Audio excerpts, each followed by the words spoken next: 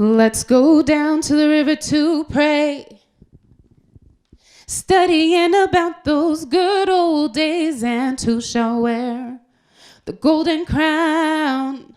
Good Lord, show me the way. Oh, family, let's go down.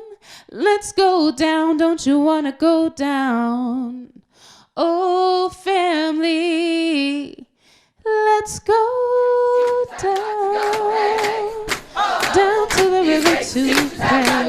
Evergreen and most institutions are built on a racist model, and Evergreen claims to not be part of that process and has done very damaging things to its students of color, particularly its black students. And so we are here demonstrating taking student control over an institution that we're paying to be at to make sure that our needs are being met. Two options: go inside, go home. That's it. I don't have time for anything else.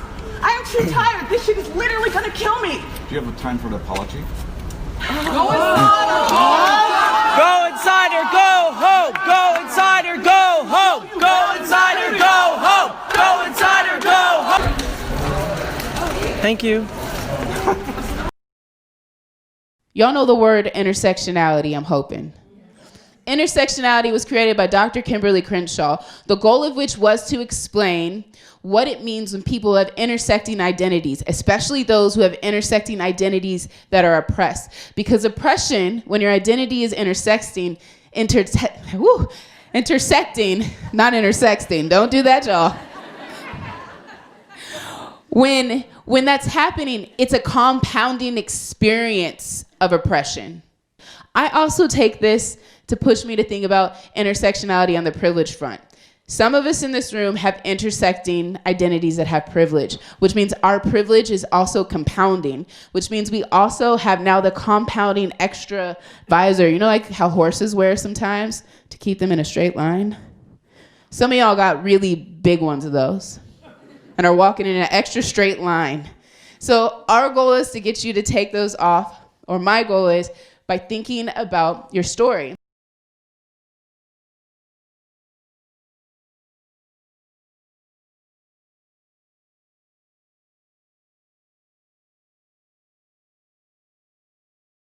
Hurts black bodies. You and Wendy sat in the same implicit bias training together all day from 8 until the evening time, drafting an email that was targeting us. Y'all know what the problem is. Y'all know what the problem is, because if it was your children, you would have been in here.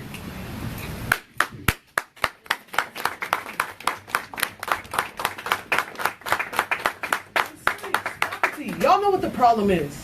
That's why y'all in here. Y'all teach us what the problem is. Yeah. Y'all teach us how to solve the problems, how to point the problems out, how to analyze the problems, how to seminar about the problems. How to synthesize the information from all the words. We can go down the list. Like, we have to do all that anyway. Like, what happened to the five foci?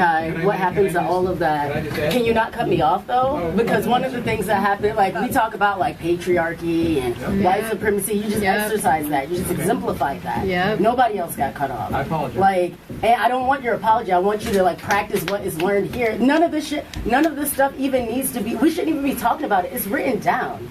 Everything that Evergreen is supposed to stand for is actually good, which is why we're here. And if you would just follow it, this wouldn't be a problem. So, like, I'm tired of, like, why should we do all of this? Why should y'all stay employed? You're getting paid for this. I'm getting paid for this because I'm on the GI Bill. I'm on imperialist blood money, and that's what has me here. I can go anywhere, but why should you stay here? What are you bringing to change this? Please, I would like to hear from you first. Oh, you should have heard what he said earlier. That was wild. That was early. Let me just say, I've witnessed racism occur in other programs that I've taught in. I mean, Tamiko, first of all, Tamiko, I did not witness what happened. I know it's not that. I know you didn't witness it, but still, I did the best, and I did the best I could, and I. Yeah, you just kept your mouth shut the whole time. No, what I did, Tamika, was I worked with you to make you feel as welcome as possible in that program. And I didn't feel welcome because I never came, as you saw. So that didn't work. But I just keep going, John. So there's other incidents that I've also observed and am aware of, and I'm just going to let you know. I've brought those to the attention of the administration. Okay, I have brought them to the attention of the administration. I feel very bad about those, and you might not believe me, but I have their document, and if anyone wants me to share that documentation, I'm more than happy to do so. Please do. Some of those are those are in emails, which are public documents, which you can request. First of all, second of all, there was a posting on Greener Commons about segregated seminar sections. Anybody see that? All right. So that occurred last spring, and then there is a police investigation that occurred. The program I was in last year, and involved a student of color. And so I've observed this stuff, and I've brought it to the attention of the administration at the time. Well, the thing is, what can I do? I mean, are you willing to testify on our behalf of a lawsuit were to come? I'm willing to talk about my experience. I'm willing to talk about my experience here, because I've had experiences here where I've brought things to the attention of the people that are in a position to make those changes. All right, I'm not, but I brought that to the attention of the people who are in the administration or are in a position to make those changes, and I want to see those changes made. I want to be constructive about this. I don't want to tear down people. I want to try to build up people. And the last thing I want to mention is that last year, when the Coming Together series was discussed among the new faculty, I also brought up the need for training as well. I didn't feel that the Coming Together series, those were speakers, those were not trainings. And I made that point abundantly As a faculty of color, I need to address this issue. Okay. And I think you are taking a lot of space. First of all, as a minority of color, as a faculty member of color, you personally addressed and challenged me at my office door saying, why didn't we as a union protect you when we did our best to defend you and address your concerns, and yet you come to a faculty member of color and charge her for not protecting your needs. So I refuse to listen to you grandstand and co-opt this student meeting. That's what I have to say. Get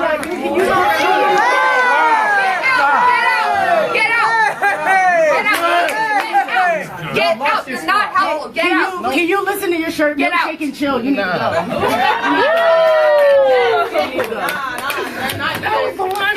I feel like you just. This is the kind of shit we put up with, George. No. And you just saw that. You saw that. How do you feel? George, you cut him a paycheck. Get out! As one of your classmates, get out. Thank you. Now, this interaction between Grace Huerta, who's the short woman with the flappy pamphlet, and John Balmonk, who's the man with the red milkshake and chill t-shirt, has its roots in that faculty referendum that they voted on 1 year and 1 day prior. Now, 1 year and 1 day prior, as I showed in episode 15 of the complete Evergreen story, the faculty voted on a resolution to require a yearly inventory with regards to each individual faculty's working on their anti-racism, equity mindset. What the faculty didn't think through was how this would impact or butt against certain laws within the college, within the state, and within the federal government regarding protected characteristics. Now, a protected characteristic is not a particular race or gender or etc. It's any classification of race, gender, sexuality, etc. Those things are off limits. You cannot judge people based on their characteristics. What the faculty initiated was building into their institution a judgment of people based on these characteristics. What happened with John Balmonk was that in his yearly review from his faculty dean, his white maleness was singled out and then was put into contrast with the students of color that he was teaching. John Balmonk did not think it was appropriate for his white maleness to be included or to be singled out in his yearly evaluation, and he made a complaint both to the faculty union and to the Evergreen administration. Now, the faculty union didn't think it was a big deal. The administration looked at that document and saw that it did violate their own statutes with regards to protected classes and with regards to discrimination, and they moved to redact or at least to change that document. John Balmonk had a further problem with the administration, a state agency meddling with state documents now, which are now a part of the public record. He made further complaint, and the union thought that he was just making noise. John Balmonk found out that the administration were not including him on emails regarding his case, and he went to his faculty union representative, Grace Huerta, to make a complaint and then to request to be included on these emails. Grace Huerta thought that John Balmonk was threatening her because she is a woman or a minority of color and he is a white male. And that is what Grace Huerta is complaining about in front of all the students. Now, if you look at this piece of footage, which happens at the end of the second day of protests, John Balmonk is actually standing up for the students. He's saying that the faculty are not being provided actual training, they're just being lectured at by all these guest lecturers. Grace Huerta then uses her minority status to, I guess, kick John out of the room, and then the students pile on John and he gets kicked out of the room. This miniature exchange highlights the fact that the faculty and the administration have not thought through the implications and the implementation of intersectionality in the institutional context. Now, I know all this about Grace Huerta and John Balmonk because the administration paid $42,000 for an independent investigator to come and review this case. Keep John Balmonk and Grace Huerta in mind because they're going to pop up again in a few episodes from now. For the rest of this episode, I've taken an hour of footage that I've transcribed, and that hour of footage will be linked in the description, and I'm cutting it up specifically to highlight the fact that now everything is coming full circle. The faculty and the administration have taken intersectionality as a given, taught it to the students, and now the students are forcing the faculty and the administration to implement it even further. And where does that stop? I don't think anybody's thinking about the cliff that is right in front of them. Specifically, when the internet and the public media find out about what has happened. But we'll get to that in a future episode. So let's get back to this end of the second day of protest. Go ahead and interject. Go ahead and say something. Grace, where are you? Right here. Cynthia. So we had this conversation earlier when my colleague was saying some things that were racist and causes of pain, and what was decided was he wasn't actually breaking anything in the CBA, so there wasn't anything that we could do, and that's so. I like what you're saying, Laura, but I didn't feel that it was working. And so I just really see what y'all are bringing as complaints, as real complaints, and I don't know that there's a system to work with it right now. So I'm willing to work to help talk about that. I'm not just complaining, but I don't see that what we have is working. So then I want to know how we change the CBA. So we do that in negotiations, and we are currently in negotiations right now with the admin. Our contract expires in August, and so any issues can be brought to the table now. And one of the issues that we can bring to the table is mandatory training and cultural competence. Yeah. So as a bargaining team, we're willing to bring that to the table and talk with the admin and see if we can get that in our contract. But go ahead. My name's Lisa. I'm a member of the faculty. Thank you all for being here. I am so grateful to hear that because I have been asking for it from my stewards for years. I don't have it. I learn it on my own, and we have needed this forever. So I'm really glad to hear that. The other piece I want to just pick apart a bit is that white folks don't necessarily understand racism and our racism inside and out. And what I'm learning is this is hard for a white person, but I'm learning to imagine what it might be like to be a student of color and how they hear us and how they see us. And so I need to be really careful to say, I don't know what that experience is like, and I need to learn it.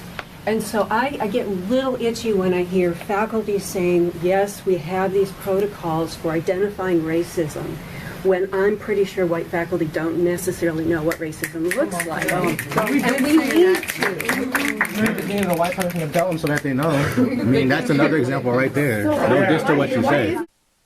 This I believe. Evergreen is a place that is as deeply implicated in perpetuating white privilege and white supremacy as any other institution. We inherited this system, and we unintentionally maintain it. We practice white privilege when white folks talk about including others. We silence voices of color when we say, I don't see race, and all lives matter. When faculty aren't trained to address dynamics of inequality in classrooms, we expose students of color to oppression, and white students can't learn to examine their own racism and white fragility.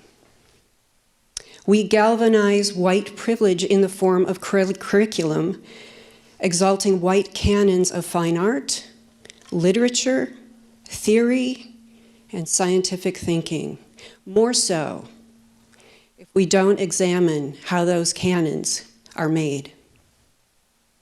I believe we are capable of unlearning the habits of mind that perpetuate white privilege. What I am uncertain of is our collective will to examine those habits. My name is Riel LaPlante of the Blackfeet Nation. And, I'll give an example of the great Beverly Tatum, give a really nice analogy for this. Racism is kind of like this conveyor belt you'd see at like in airports. What's happening on there in terms of racism in oppressed society is people are on the conveyor belt, white people, and the racist white people are the ones like running on the conveyor belts. And the well-to-do white people, they're still on the conveyor belt, and they may say like, oh, like I don't want to be like that person. I'm just going to stop right here. But the fact of the matter is the oppressive society conveyor belt is still going. They're still moving forward. And the only way to fight against, oppressive society as white people is to engage in anti-racist work in the opposite direction at a rate that's faster than the conveyor belt is going. So all of you are saying that, yeah, there's these anti-racist trainings, but that's not enough. They need to engage in anti-racist work and engage in doable acts. And I think in terms of those doable anti-racist work, the student should have a voice in what that looks like, as they are the people going to be most impacted by the actions of the teachers. So, yeah, these talks are great, anti-racist trainings are great, but they're not enough. We need doable acts. We need that anti-racist work. What Riel LaPlante is laying out there is a perfect description of the state of the Evergreen State College in this room, in this moment, and in this point in its history. So what you have is this assumption that the status quo is oppressive, the status quo is racist, and everybody at the Evergreen State College is progressive. Every single person on that campus who works there is vetted to be progressive and to be on board with this anti-racist work. But because, even though they're all moving away from injustice and all moving towards justice, because they are all moving together, that is perceived as a status quo. And the status quo, or the perception of the status quo as racist, is maintained throughout that and used to justify even more and more extreme measures of anti-racism. And so, as the college goes to implement these anti-racist programs and trainings and all this stuff, because they're not doing it fast enough, or because they make a mistake, every mistake and every maneuver, every procedure that is proper to a bureaucratic institution, especially one founded by and paid for by the state, all that process is seen as a part of racism, is seen as a part of white privilege or the systems of whiteness, or however you need to see that. And what happens inside of this institution is that people need to start to compete with one another to prove themselves as less racist as the person next to them. They need to differentiate just how progressive they are, which leads to a lemming level moral panic where the entire body of the institution runs off of the cliff into this supposed ideal land of justice, but because they are working so fervently and so urgently and shutting down any sort of discourse, any sort of criticism, they are prone to make even bigger errors than if they had slowed down and tried to implement this all very, very thoughtfully. So, Grace, you brought up something about the policies and the fact that administration has the authority.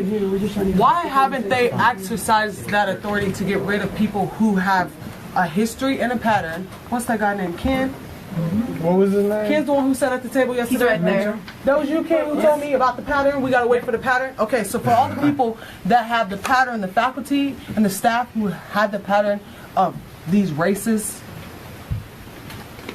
allegations, whatever you want to call them, throw the fancy language on them, why haven't they got to the point where they need to be fired? Well, that's a really good question. And so again, we have due process at our college.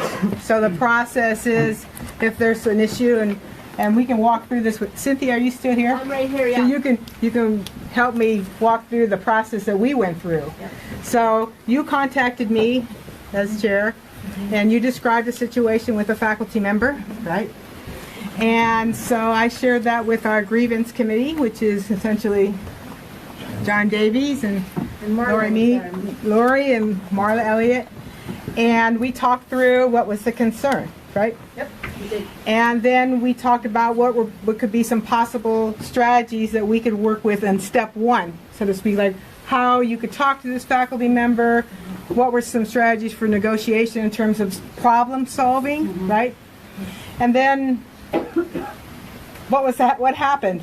Well, part of what had happened was we called in academic advising because so many students had been complaining to academic advising, and my colleague wasn't really responding to that or to my concerns. And academic advising had also been speaking to the deans, and what was discerned was that because he wasn't really breaking the CBA, there wasn't much that the union could do. And I was already talking with administration, and Therese, wherever Therese went, and Scott took it to have a conversation with him. But there were several items that the students were saying were really out of line. And so in the end, I left that program. But I left, and many of the students stayed with me, but we never really knew what happened. And I felt a lot like, where's the accountability? Like, I agree that it's good to have policies, but where's the meat in them? Like, we have policies, and Therese, I don't know where you are. Where are you? Oh, sorry. I mean, there is a policy on equity for hiring, but it wasn't followed. I also left my hiring committee. It wasn't being followed. And I was super upset about it, and nobody seemed to care. And after having gone through that other stuff in the fall, I was like, I don't know what to do. And I just... So then the discipline stage went to the administration to track, and that was Therese. That's what we need her feedback. So then she followed through in terms of conversation with that particular faculty member. And so then what happened to that? It's still in progress. There you go. From how long ago? It's last year. And so I don't know what's happening. I heard, I only hear rumors and hearsay. So George, do something. Prove You have what the you power. care about students of color. He don't care. Do something. Wait. You said them. They're saying you. So now what's the next step? Yeah. Give up your position of power. Put that guy on suspension. Let him talk. People. Let's hear what he got to say. The guy right here. Hold on. Hands, George. Hold on. Thank you. Yeah. I appreciate that. Number one, I'm delighted to know that the United Faculty of Evergreen are supportive of required training. I'm very supportive of it, and I hope we can incorporate that in the next contract. Can you speak up? Can you not say hope and say will? George is delighted that the faculty... Now, you don't need to speak for him. He can speak for himself. He get paid enough. And listen to his thoughts. You don't know his thoughts? I am delighted that the United Faculty of Evergreen, our union, faculty union, is supportive and interested in pursuing, mandating, requiring training on issues of bias, of racism, of police brutality, and the same issues we discussed yesterday. That bodes well for our contract negotiations. That's something I will strongly support, and I will ask the administration to support in their negotiations with the union. Number one. The administration didn't want to listen to us.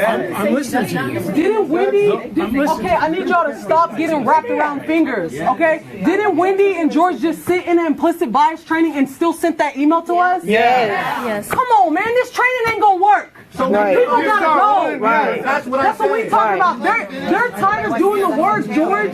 People been doing the work for years, way before you ever got here. And so I'm asking you, why is it taking so long to get rid of these racist ass, hurtful ass white people? Because when you keep hurting us. You can kick us out in the same academic school year. What is the problem?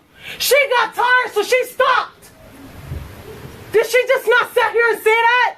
She got tired of doing the work and people saying that we do the work and y'all don't do it. Where is the process at? Process is broken. What about a faculty conduct process? What's going on? They just listed a problem. How are you going to fix it now? It's got to be fixed in because obviously. No, not it has to. We know this. That's why we're telling you. I know. What are you going to do to change it? I know. And how? Action, steps. Hands. Here's what I'm asking. You give me the demands, these sheets, and there are 9 or 10 of them. You give me until May 26th to respond. That's what it says. I will respond with their help by May 26th. You got to give me that. You don't do that? Yeah, you need accountability. What's your accountability if you don't? You should get fired. And you said that yesterday. He will resign. You'll resign by May 26th if you can't make those demands happen. But he said that yesterday. And it's not just George. It's people who have already been here. That is the problem. That's what the faculty have said.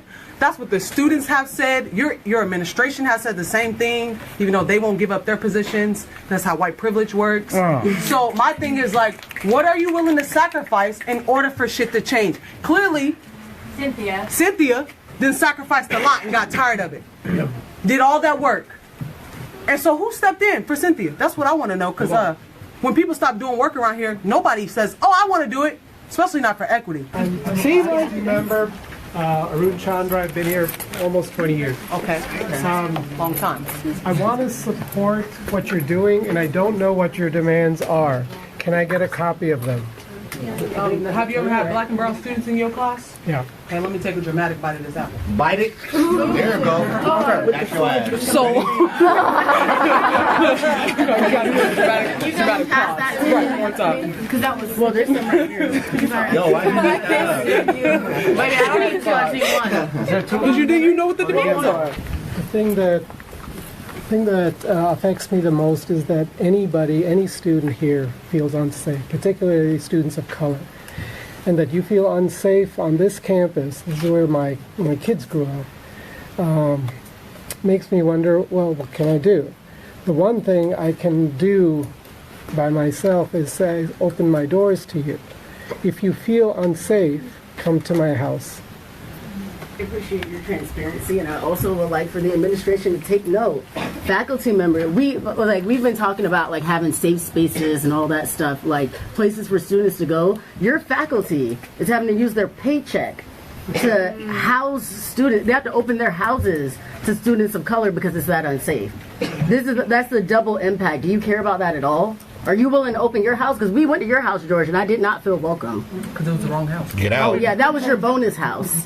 You got a bonus crib? Where, that's the house that Evergreen gives you, right? But whatever, that's the get out house. Does it bother any of y'all at all? Like Wendy as well, does it bother any of you that your faculty have to open their homes for us to feel safe? Wendy has a response. Wendy ain't pointing fingers. Make sure you speak up, please, so everyone can hear.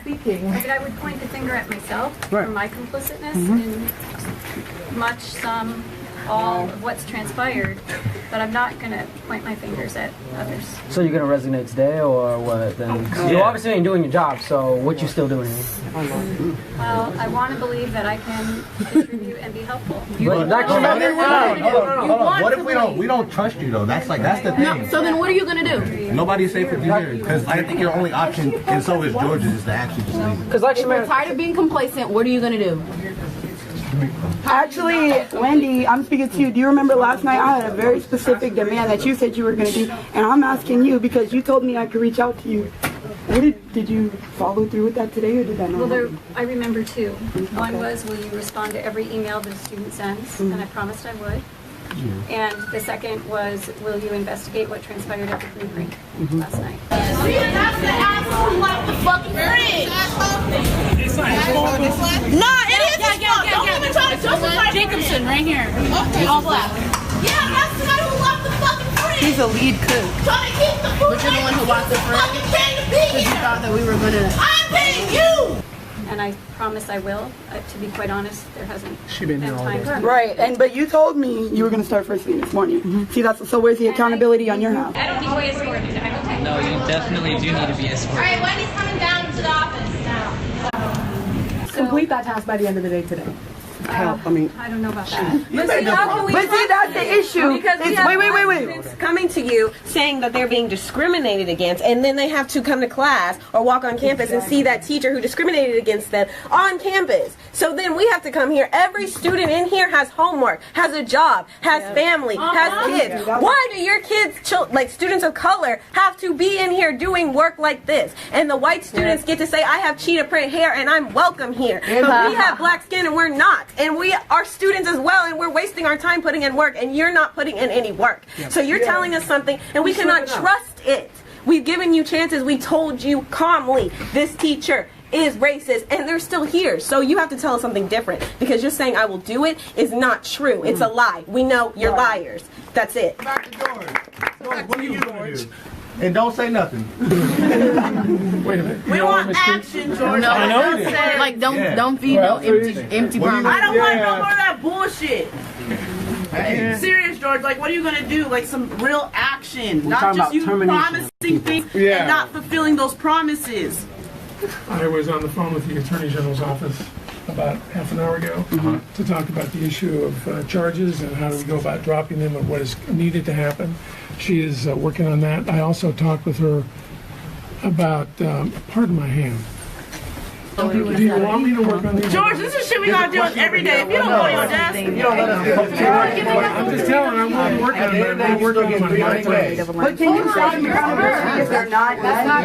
What's the accountability? I know Talia. I just gotta do the work. I have claustrophobia. Oh, okay. Oh, we're blocking America. And we endure hate crimes on your campus and we pay to be You got claustrophobia? Oh my God, that's a big problem, George. Right? Damn, I can't go to sleep at night. I don't know who the hell knows on my shit. Coming over there. Damn, George. Come on, it's something like that. Taylor Forsyth, she, they pronouns was good. So we went over what you're going to do with the demands right now. Once we leave your office, you get some privacy. And then with terms of demilitarizing the police, like I just want to hear your comments on that and how likely that is to happen by 5 p.m. They're not going to be demilitarized by 5 p.m., I can assure you that. Why not? Friday. They're not going to be demilitarized by Friday. Why? Tell us the steps. They want to know the She had no steps. guns yesterday, right? When she was upstairs with us? It's one thing to ask her, which I asked her to take her guns off and come in. It's another thing to demilitarize the police. You're asking the same thing. It's literally the same thing. Ask them to keep their guns in wherever they have an armed hand keeps moving. Will you ask them to do it? I will certainly ask them to do it. I actually have discussed the issue. You have the power to. Wendy got the power too. Y'all can team up, Power Rangers, let's do it. Do you think the people willingly just walk about it? Hold on. Sorry. And put your hand down. I speak with my hands. Hold on. I don't want you leaving or wherever you're going to think that everything on this list I'm going to be able to do. Oh, we know. But you're going to be transparent in what you can and what you can't. Yes, ma'am. All right. I promise you that. Because the faculty are going to hold you accountable because the faculty stand for the students. And you're going to address every point and list reasons why it's not doable? Absolutely. Right. And we're not going to forget to email all the faculty about why we can't get our assignments done. No. George, if you're not transparent, we'll be back. Hey, you don't need to explain ourselves to him. He said he was resigning. I want you to come back even if I'm not transparent, even if I am transparent. Whichever. Say that. Come back. You are welcome back.